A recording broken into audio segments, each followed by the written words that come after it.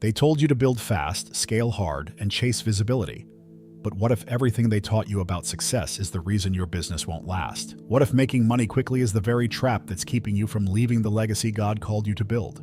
Let's be honest, most businesses die with their founders. And sadly, so do their impact, their values, and their influence. But a Christian business isn't supposed to be ordinary. It was never meant to expire. It was meant to echo, through generations, through souls, through eternity. And here's the truth no one wants to say. You can't build an eternal legacy with temporary principles. In this message, you'll discover the exact blueprint to build a godly business that outlives your bank account. We're going deep: structure, money, systems, vision, discipleship, and the real reason God may be holding back success until you build the right foundation. You'll learn not only how to make money, but how to make it mean something far beyond you. So if you're tired of grinding for goals that don't satisfy, if you sense God is calling you to something more, you're about to uncover what very few entrepreneurs ever learn. The secret to building a business that heaven can't ignore and hell can't stop. Eternal impact begins with eternal vision. Every lasting Christian business starts with one thing: vision. Not just any vision, but an eternal one. Most entrepreneurs plan for 5 years, maybe 10. But godly business builders ask, what will this mean in 100 years? If the foundation isn't rooted in heaven's perspective, the structure won't stand. Proverbs 29:18 says, "Where there is no vision, the people perish." The same applies to your business. It needs more than profits. It needs purpose. An eternal vision changes how you make money. Suddenly, you're not just looking to launch another product, you're looking to leave a mark that mirrors the gospel. For example, imagine a clothing brand that reinvests profits into shelters, or a digital marketing agency that tithes and trains missionaries in the 10/40ths window. That's impact that doesn't fade. You start measuring success not by clicks or cash, but by kingdom reach. If your vision is just about you, it dies with you. That's the danger of ambition disconnected from eternity. Many founders chase trends instead of truth, and what they build collapses with culture. But a Christian business anchored in God's vision outlasts trends, recessions, and even its original founder. Think of William Colgate.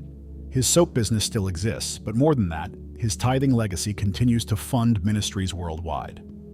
So how do you discover this eternal vision?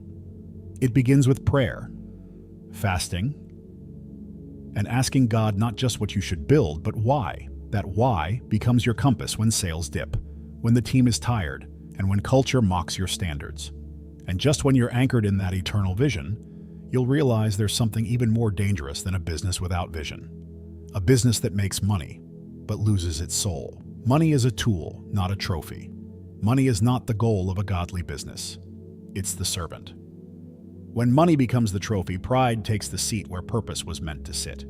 Jesus made this clear in Matthew 6:24. You cannot serve both God and money. But in a Christian business, money becomes a means to carry out God's vision. It's like a hammer, useful to build something eternal, but dangerous if used to prove your worth. Most businesses today use money to showcase power. The office view, the car, the press features. It all screams, "Look at me." But legacy isn't about what you can show, it's about what you can sow. Imagine a founder who drives a used car but funds church plants in nations they've never visited. That's not flashy, but it's eternal. Kingdom entrepreneurs know profit without purpose is just noise. Here's the test. When God increases your income, does your generosity increase too? A Christian business that makes money must also make a difference. The early church in Acts 2 had everything in common, and no one was in need. That's not socialism. It's spirit-led stewardship. It's understanding that wealth isn't proof of divine favor unless it's stewarded with divine intent. So when building your business, ask, what story is your money telling? Is it testifying of self-glory or kingdom glory? Does it point to your brand or to God's hand? These questions sting, but they clarify. And once you've settled that money is a tool, not your trophy, you'll start to see the real blueprint for a business that outlasts you. Build systems that outlive you. One of the greatest errors in Christian business is building everything around the founder's personality instead of God's principles. If your business dies when you stop showing up, it was never a system. It was a stage. Proverbs 13:22 says, "A good man leaves an inheritance to his children's children." That includes spiritual, financial, and operational structures that last. Legacy requires architecture, not improvisation. Systems are not unspiritual, they are sacred. God created the world in 6 days using systems. morning and evening, seed and harvest, work and rest. Your business must reflect the same rhythm. Are your processes documented? Is your team empowered to lead without you? If not, you're building a ministry with hustle, not a business with health. Legacy can't survive chaos. Think of Chick-fil-A. Whether in Georgia or California, the excellence, values, and operations remain the same. That's a system led by principle, not personality. Your Christian business should do the same. Automate without losing the anointing, delegate without diluting the mission, scale without compromising the soul. That takes intentional structure and spirit-led strategy. And here's where most entrepreneurs get stuck. They're so busy working in the business that they never work on the legacy. But you can't multiply what isn't defined. So while others chase speed, you'll need to pursue sustainability. Because once your systems can function without you, you're finally ready to face the real test of leadership in the kingdom. Choose purpose over popularity. In today's business world, popularity is currency. Algorithms reward what's viral, not what's virtuous. But a Christian business anchored in godly values must resist the temptation to chase trends over truth. Galatians 1:10 confronts us.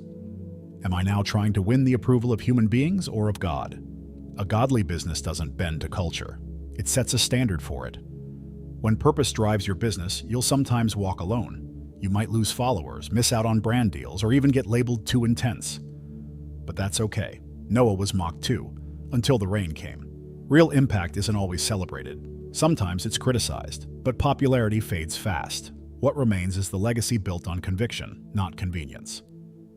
Let's get practical. You may have a Christian brand. Do you post to glorify God or just to go viral? Are your business partnerships aligned with your values or just your bottom line? For example, rejecting a lucrative offer because the company promotes values opposite of the gospel may cost money, but it buys integrity. And integrity always appreciates in value, even when markets don't. In a world where relevance is demanded, choosing righteousness makes you rare. But rare is what legacy is made of. As you build, you'll discover something counterintuitive. When you stop chasing crowds, God sends the right ones. And when you finally make peace with unpopularity, you'll begin to see what multiplication in the kingdom really looks like. Mentorship and multiplication. The kingdom model. Jesus never built alone. From the start of his ministry, he chose disciples, not just followers. That's the kingdom model for building a business that multiplies. A Christian business isn't complete until it's pouring into others, raising leaders and creating legacy beyond one generation. 2 Timothy 2:2 nails it. Teach these things to trustworthy people who will be able to pass them on to others. Multiplication starts with mentorship. Not mentorship from pride or position, but from purpose. If you're building a godly business, who are you discipling through it? Your assistant? A client? A younger entrepreneur in your community? Wisdom hoarded becomes a dead asset. But wisdom shared? That's kingdom equity. That's how the early church exploded, through intentional relationships, not viral content. And don't overthink it. Mentorship doesn't mean creating a formal program. It can look like weekly Zoom calls with a young business owner. It might mean documenting lessons learned from your failures and emailing them to your team. It could even be hiring interns from your church and teaching them both marketing and ministry. The format is flexible, but the heart must be firm. Many entrepreneurs think scaling a business means automating tasks, but in the kingdom, scaling means multiplying people. Your Christian business should be a leadership greenhouse, not just a product warehouse. And once you've sown into others, you'll begin to see the kind of fruit that only grows on someone else's tree. Daily obedience builds eternal results. We often think legacies are written in grand gestures, but in the kingdom, they're built in hidden obedience. A godly business isn't formed overnight. It's shaped by consistent, quiet decisions that honor God even when no one's watching. Luke 16:10 reminds us, "Whoever is faithful with little will also be faithful with much." Legacy isn't about hype. It's about holy habits. Daily obedience might look like paying that invoice on time, even when you're tight on cash. It's praying before meetings. It's choosing truth in your marketing copy instead of manipulation. These small actions seem insignificant, but they're spiritual bricks in a foundation God can trust. Many want eternal impact but skip daily discipline. That's like asking for a harvest without planting seeds. Let's get real. There will be days when faithfulness feels foolish. When your Christian business loses a client because you refuse to lie. When others cheat, inflate numbers, and cut corners, and seem to win. But temporary wins often cost eternal influence. That's why your consistency is not in vain. Heaven sees what the market overlooks. God honors obedience more than ambition. The story of Joseph proves it. His integrity in the pit, prison, and palace positioned him for purpose. Your daily obedience is doing more than sustaining your business. It's preparing it to steward legacy. And as you live that truth out, you'll start to realize that heaven's strategy always begins with small steps of surrender. Your business must preach without a pulpit. The best sermons aren't always spoken, they're lived. A Christian business should preach the gospel without ever needing a microphone. That means your values, your culture, your customer service. All of it should scream Jesus, even if his name isn't on the logo. Matthew 5:16 says, "Let your light shine before others, that they may see your good deeds and glorify your Father in heaven." That's marketplace ministry in action. How you treat your employees says more about your faith than any Instagram bio. Do you offer rest, dignity, and growth, or just extraction and pressure? How you handle mistakes, complaints, and refunds reflects your theology more than your Sunday post. In a godly business, every decision becomes a pulpit, every invoice a testimony. Excellence isn't extra, it's evangelism. Take Hobby Lobby, for example. Their commitment to Christian values isn't just about being closed on Sundays. It's embedded in their policies, their treatment of workers, and their generosity. They don't need a sermon, they are one. Your business can be like that. Even if you're just starting out, you can still model this by practicing ethical pricing, treating vendors fairly, and giving back to your local community. People are watching, even when you think they aren't. Your integrity, or lack of it, is always planting seeds in someone's soul. And long after they forget your slogan, they'll remember how your business made them feel. So when you start seeing your work as worship, you'll realize your greatest impact isn't in what you sell, but in who they see through you. When God owns it, legacy is guaranteed. Ownership changes everything. When you own the business, you carry the pressure. But when God owns it, you carry obedience, and he carries the outcome.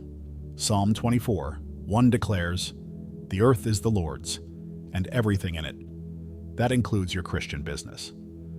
True legacy starts the moment you stop calling it mine and start managing it as his. Think of it like this.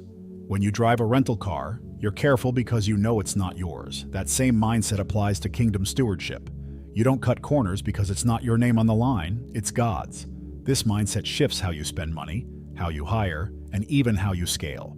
Your business becomes a sacred assignment, not a personal empire. Let's get practical. Have you ever prayed over your business bank account, your contracts, or your marketing strategy? That's not weird, it's wise. When you dedicate the spreadsheets, the systems, and even the setbacks to God, you're aligning the entire operation with heaven's agenda. And God doesn't sponsor what he hasn't signed off on. If he owns it, he'll sustain it. When storms hit, and they will, you won't be shaken. Why? Because legacy doesn't die in a recession when it was built in submission. That's the quiet confidence of a godly business. You don't just make money, you make moves that heaven backs. And just when others wonder how you keep standing, they'll begin to see who's really holding you up. The eternal ROI, souls, not sales. In most boardrooms, success is measured by revenue, margins, and quarterly growth. But in the kingdom, the return on investment isn't in sales, it's in souls. Jesus said in Mark 8:36, "What good is it for someone to gain the whole world yet forfeit their soul?" A Christian business must never forget. The scoreboard of heaven looks different than Wall Street's. That doesn't mean profit is evil. On the contrary, wealth is a powerful tool. But the purpose of making money in a godly business is to fund God's mission, not inflate ego. Imagine a real estate firm that uses 10% of all profits to plant churches or rescue trafficking victims. That's ROI heaven recognizes. That's legacy in action, not just in theory. So ask yourself, how many lives have been touched because your business exists? Have employees found Jesus because they worked for you? Have customers been prayed for behind the scenes? Has your generosity unlocked freedom for others? These are eternal metrics. And when you start tracking them, you'll realize how rich you really are, even if your balance sheet says otherwise. One day your business will be gone. The logos will fade. The products will become outdated. But the souls impacted through it, they'll echo in eternity. And just when you think the highest success was revenue, you'll understand that true wealth was measured in redemption all along, a prayer to seal your legacy in heaven. Father, in the name of Jesus, I lift up every person listening to these words. You've planted in them the seed of a godly business. Not for their glory, but for yours, I ask that you ignite in them a holy vision, one that sees beyond profits and platforms and into the eternal impact you've designed them to make. Lord, teach them to steward money as a tool, not a trophy. To build with systems that honor you, not structures that glorify self. Give them courage to choose purpose over popularity and boldness, to multiply leaders, not just clients. May their daily obedience be a sermon louder than any marketing plan. Let their business preach the gospel without needing a pulpit. Let their actions reflect your love, their systems reflect your order, and their decisions reflect your wisdom. I declare that no weapon formed against their legacy will prosper. What you start, you sustain.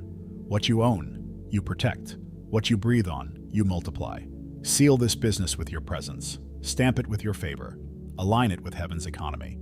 And may this Christian business, no matter how small or new, become a vessel for kingdom wealth, kingdom influence, and kingdom legacy. In Jesus' mighty name, amen. Now that you've seen what a legacy-building Christian business really looks like, what are you going to do about it? Will you keep chasing short-term wins, or finally start building the kind of godly business that your grandchildren will thank you for? Will you stay stuck in hustle, or surrender your systems to heaven's strategy? Because here's the truth. Eternal impact doesn't happen by accident, it happens by alignment. And if you've made it this far, you already know God's been calling you higher. So let me ask you, what would shift if your real metric for success became souls, not sales? What kind of fruit could grow if you started mentoring others through your business? What would happen if you stopped trying to be viral and started being faithful? Write in the comments. I will build for eternity, and let that declaration be the first brick of your new foundation. And if this message stirred something deep in your spirit, consider supporting our ministry through the link in the description. Subscribe to the channel and activate notifications, because the next word might be the one that changes your finances, your business, and your destiny forever.